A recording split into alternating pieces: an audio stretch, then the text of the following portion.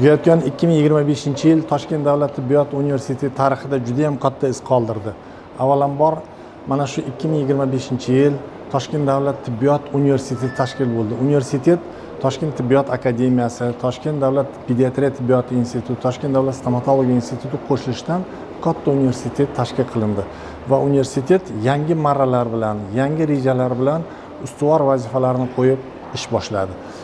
Eng asosiysi, universitetda bugun zamonaviy sharoit yaratilgan bo'lib, talabalar ta'lim olish uchun, ilm olish uchun hamma sharoitlar yaratilgan. 2025-yil 10-noyabr kuni hurmatli prezidentimiz bizning universitetimizga tashrif buyurdilar. Bu biz uchun juda ham quvonchli voqea bo'ldi. Pedagoglarimiz, talabalarimiz uchun juda ham katta tarixiy quvonchli voqea bo'ldi. Sababi hurmatli prezidentimiz tashrif buyurganlarida yoshlarimizni bajarayotgan ishlari, ta'lim olish jarayonlari bilan tanishib, juda ham ko'p vazifalarni oldimizga qo'ydi. Universitet mana shu yangi formatda ish boshlaganda biz ta'lim dasturlarini to'liq qayta ko'rib chiqdik va bugun dual ta'lim modeli bo'yicha ish boshladik. Talaba 50% amaliy mashg'ulot va 50% nazariy bilim olishga yo'naltirilgan ta'lim boshlandi.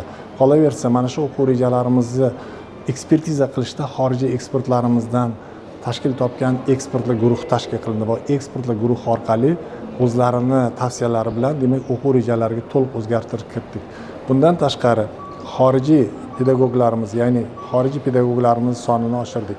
Ya'ni bizga tibbiyot universitetiga bugun ta'lim olish uchun xohish bildirgan yoshlarimiz juda ham ko'p xorijdan. Shuning uchun biz bugun zamonaviy sharoit yaratish uchun shunaqa amaliy ishlarni amalga oshirdik va qolaversa barcha pedagog kadrlarimiz oldiga muhim vazifalarni qo'ydik. Bu vazifalardan asosan universitetni ta'lim sifatini oshirish va universitetni bugun raqamli universitetga aylantirish bo'yicha katta proyekt, ya'ni loyihani ishga tushirdik. Bu raqamli universitetni amalga oshirish uchun bugun universitet faoliyatining 90% dan ortiq faoliyati to'liq raqamlashtirildi va 2026-yil raqamlashtirib tugatilib, to'liq raqamlashgan universitet formatida ish boshlaydi.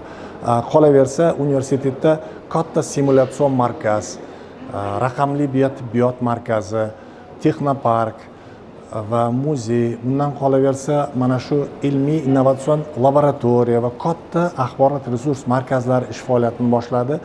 Talabalarda onlayn ilm olish, qolaversa telemeditsina yo'lga qo'yildi. Bizning filiallarimiz va hududlarda ta'lim olayotgan talabalarimizga berilayotgan ta'lim xizmatlari to'liq telemeditsina formatiga o'tkazildi. Mana shu bilan birgalikda pedagoglarimizni malakasini oshirish, xorijdan bizni universitetimizga pedagoglarni jalb qilish, eng asosiysi pedagoglarimizni nafaqat ta'lim, balki ularni ilmiy ishlanmalarini amalga oshirish uchun, ilmiy innovatsion ishlarni amalga oshirish uchun barcha shart-sharoitlar yaratildi va bugun universitetimizni xalqaro reytinglarda munosib o'rin egallashi uchun universitetda keyingi bosqichga olib chiqish uchun barcha sharoitlar yaratilgan.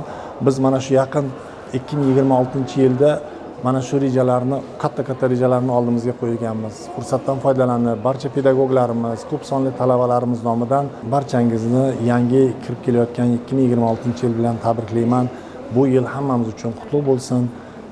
Barcha xodimlarimiz, pedagoglarimiz mana shu kelayotgan yillarda vazifalarni bajarishga biz har doim tayyormiz.